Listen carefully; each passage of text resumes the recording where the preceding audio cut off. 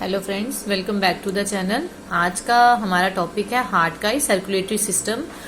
Part 2 है ये। Part 1 था पहले वाला, जिसमें मैंने आपको बताया था कि हार्ट के कितने चैम्बर्स होते हैं और उसके लिए right atrium and right ventricle, left atrium and left ventricle के बारे में बताया था। तो आज उसमें थोड़ी और डिटेल में मैं बताऊंगी आपको। देखिए, पिछले टॉपिक मैंने आपको बताया था हार्ट के 4 चैम्बर्स होते हैं, ठीक है। This one is your right atrium and this one is your left atrium. ये नीचे वाला है राइट वेंट्रिकल और ये वाला लेफ्ट वेंट्रिकल। तो 4 चैम्बर्स हो गए, 1 2 3 4, ठीक है। यहां तक क्लियर है।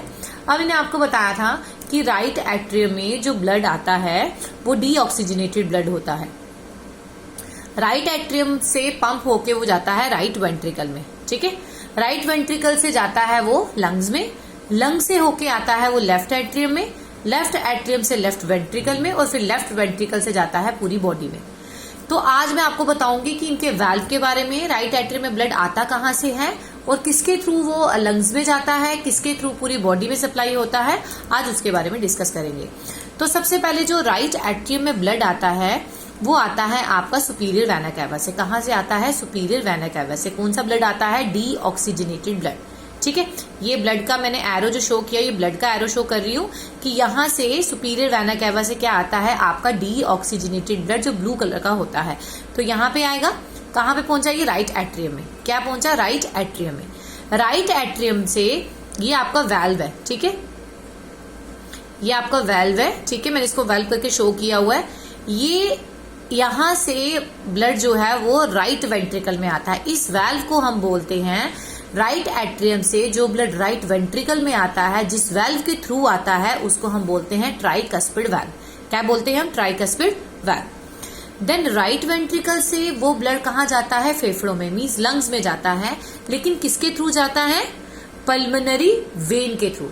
सो कौन सी ऐसी वेन है जिसमें डीऑक्सीजनेटेड ब्लड होता है? The when which carries deoxygenated blood in heart. Heart में डीऑक्सीजनेटेड ब्लड कौन सी वेन कैरी करती है? तो आप उसमें लिखोगे पल्मोनरी वेन। सो ये जो वेन है राइट वेंट्रिकल से जो ब्लड है वो पल्मोनरी वेन में जाता है और पल्मोनरी वेन का जो वाल्व होता है जिसके थ्रू ये लंग्स में जाता है, उसको हम क्या बोलते हैं? Pulmonary valve. ओके, यहां तक क्लियर है। राइट एट्रियम में ब्लड कहां से आता है? सुपीरियर वेना कैवा से। सुपीरियर वेना कैवा में कौन सा ब्लड आता है? Deoxygenated blood. Deoxygenated blood right atrium में आएगा, राइट एट्रियम से राइट वेंट्रिकल में जाएगा, किसके थ्रू?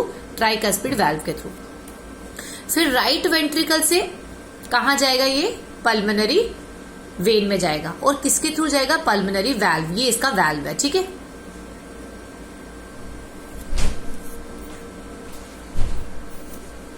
तो राइट वेंट्रिकल से कहा जाता है? पल्मोनरी वेन में। पल्मोनरी वेन में किसके थ्रू जाता है? पल्मोनरी वाल्व है। ये पल्मोनरी वेन का जो वाल्व है इसको हम बोलते हैं पल्मोनरी वाल्व। ये मैंने लिखा है यहाँ पे pulmonary valve. Then pulmonary valve से जाता है ये लंग्स में। मैंने आपको बताया था लंग्स का काम क्या है? डीऑक्सीजनेटेड ब्लड को ऑक्सीजन देके उसको ऑक्सीजनेट करना, ठीक है।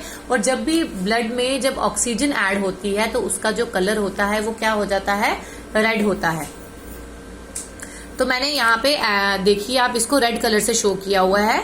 फिर ये क्या होगा? जब लंग्स में जाएगा पल्मोनरी वेन के थ्रू, उसके बाद ये लंग्स में जाके ब्लड प्यूरिफाई होगा, ऑक्सीजनेट होगा और फिर पल्मोनरी आर्टरी के थ्रू वो लेफ्ट एट्रियम में आएगा। कहाँ आएगा? लेफ्ट एट्रियम में। ये जो पल्मोनरी आर्टरी है ये क्या है? ये वो वेन्स है जो कहाँ से आती है? लंग से। So pulmonary artery are the veins that comes from the lungs and they carry oxygenated blood. और ये कौन सा ब्लड कैरी करती हैं? ऑक्सीजन वाला, ठीक है। इन दोनों में कौन सा ब्लड था? डीऑक्सीजनेटेड। यहाँ पे भी डीऑक्सीजनेटेड। यहाँ से कहाँ गया? लंग्स में। लंग्स में जाके उसको ऑक्सीजन मिली, वो ऑक्सीजनेट हुआ। तो ऑक्सीजनेटेड ब्लड जो है वो पल्मोनरी आर्टरी के थ्रू कहाँ आएगा? लेफ्ट एट्रियम में। लेफ्ट एट्रियम से वो जाता है आपके लेफ्ट वेंट्रिकल के, बट किस वाल्व के थ्रू? Bicuspid valve. कौन से वाल्व के through? Bicuspid valve. Left ventricle में आया।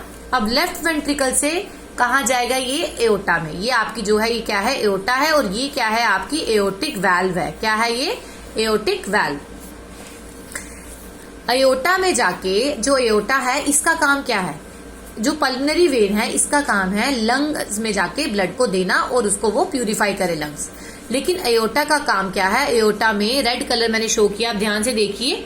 Red colour means oxygenated blood and blue colour means deoxygenated. तो यहाँ पे जो right atrium and right ventricle and pulmonary vein सबों में कौन सा ब्लड है? डीऑक्सीजनेटेड। और लेफ्ट एट्रियम, लेफ्ट वेंट्रिकल और एओर्टा में कौन सा ब्लड है? ऑक्सीजनेटेड। अब ये ऑक्सीजनेटेड ब्लड कहाँ जाएगा? आपके हार्ट में, हार्ट में नहीं, पूरी बॉडी में। तो एओर्टा का क्या फंक्शन है? आप ऑक्सीजनेटेड ब्लड को लेफ्ट वेंट्रिकल से लेके पूरी बॉडी में सप्लाई करना। ये किसका फंक्शन है? आपके एओर्टा का। किसका? एओर्टा का।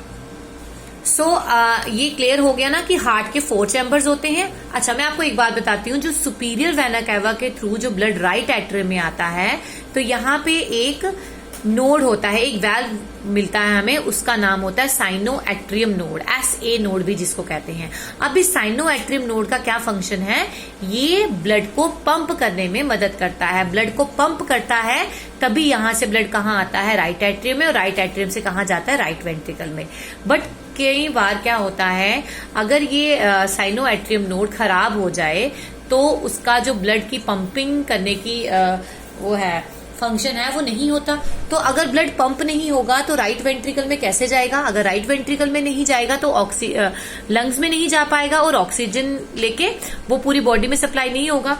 तो फिर क्या होता है, उस समय डॉक्टर जो हैं वो पेस मेकर डालते हैं। क्या डालते हैं? आपने सुना होगा कि उसको पेस मेकर पड़ा हो। तो पेस मेकर का क्या फंक्शन है? साइनो एट्रियम नोड की जगह पेस मेकर डलता है, और ये ब्लड को पंप करने में मदद करता है, तभी राइट एट्रियम में ब्लड आता है और वहां से राइट वेंट्रिकल में जाता है। सो समझ आ गया ये।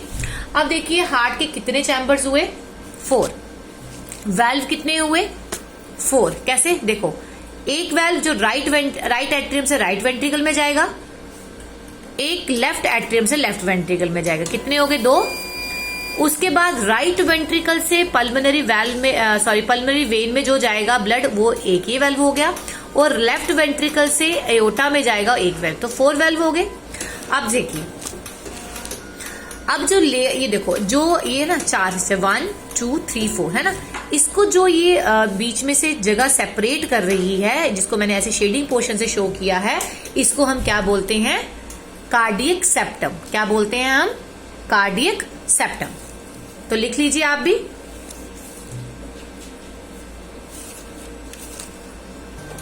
तो क्या हम इस जो सारे हार्ट के 2 साइड्स को डिस्ट्रीब्यूट कर रहा है 2 हिस्सों में, और फिर हर हिस्से को हमने 2 हिस्सों में डिवाइड किया है, इस बीच वाले पोर्शन को जो हार्ट को सेपरेट कर रहा है, इसको हम बोलते हैं कार्डियक सेप्टम। क्या बोलते हैं हम? Cardiac septum. अब ये जो पोर्शन है, ये देखिए, ये जो हल्का सा खाली पोर्शन है, इसको मैं शेडिंग पोर्शन में शो कर रही हूं। ये सारा पोर्शन, इसको हम क्या बोलते हैं? देखिए, हार्ट की जो है वो कितनी लेयर्स होती हैं? 3 लेयर्स होती हैं। ठीक है। अब जो 3 लेयर्स होती है ना, कितनी लेयर्स होती हैं? 3 लेयर्स। अब जो पहली लेयर होती है, वो बाहर वाली जो लेयर होती है, उसको हम बोलते हैं पेरिकार्डियम। ठीक है। ये जो लेयर है आपकी, ये जो बाहर वाली लेयर होती है, आउटर पार्ट को, ये है, इसको हम क्या बोलते हैं? पेरिकार्डियम। पेरिकार्डियम। जो अंदर वाली लेयर होती है, ये वाली, इसको हम बोलते हैं एंडोकार्डियम। ये वाली। ठीक है। इसको हम बोलते हैं एंडोकार्डियम। और ये जो बीच वाली होती है, इन दोनों के बीच वाली, इसको हम क्या बोलते हैं? मायोकार्डियम। बीच वाली को हम क्या बोलते हैं? मायोकार्डियम। 3 लेयर हो गई हार्ट की। बाहर वाली जो लेयर है, इसको हम पेरिकार्डियम बोलते हैं। ये जो अंदर वाली लेयर है, इसको हम एंडोकार्डियम बोलते हैं, और जो बीच वाला पोर्शन है, इसको हम बोलते हैं मायोकार्डियम।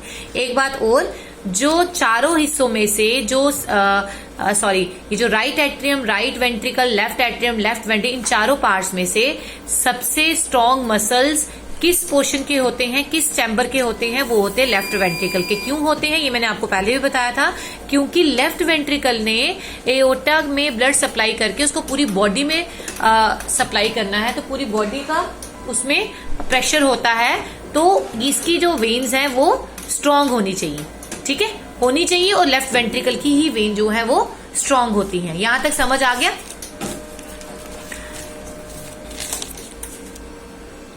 अब देखिए, एट्रियम में भी मसल्स होते हैं और वेंट्रिकल में भी होते हैं, लेकिन वेंट्रिकल के मसल्स ज्यादा स्ट्रांग होते हैं एज कंपेयर टू एट्रियम के, ठीक है। क्यों? क्योंकि एट्रियम ने ब्लड सीधे राइट वेंट्रिकल में डालना है, इस लेफ्ट एट्रियम ने लेफ्ट वेंट्रिकल में डालना है, बट इस राइट वेंट्रिकल ने ब्लड पंप करके लंग्स तक पहुंचाना है, और इस लेफ्ट वेंट्रिकल ने जो ब्लड है वो पंप करके पूरी बॉडी में पहुंचाना है। तभी इन दोनों के जो मसल्स होते हैं, muscles of ventricle are stronger than the atrium. क्यों? Because ventricles have to pump blood to the whole body. अब हार्ट बीट जो होती है वो हम किससे चेक करते हैं? ये तो आप सबको को पता ही होगा, ये हम करते हैं स्टेथोस्कोप से। सबसे पहला जो हार्ट ट्रांसप्लांट हुआ था, अगर आपका हार्ट प्रॉपर वर्क नहीं करता है तो हार्ट ट्रांसप्लांटेशन की जाती है।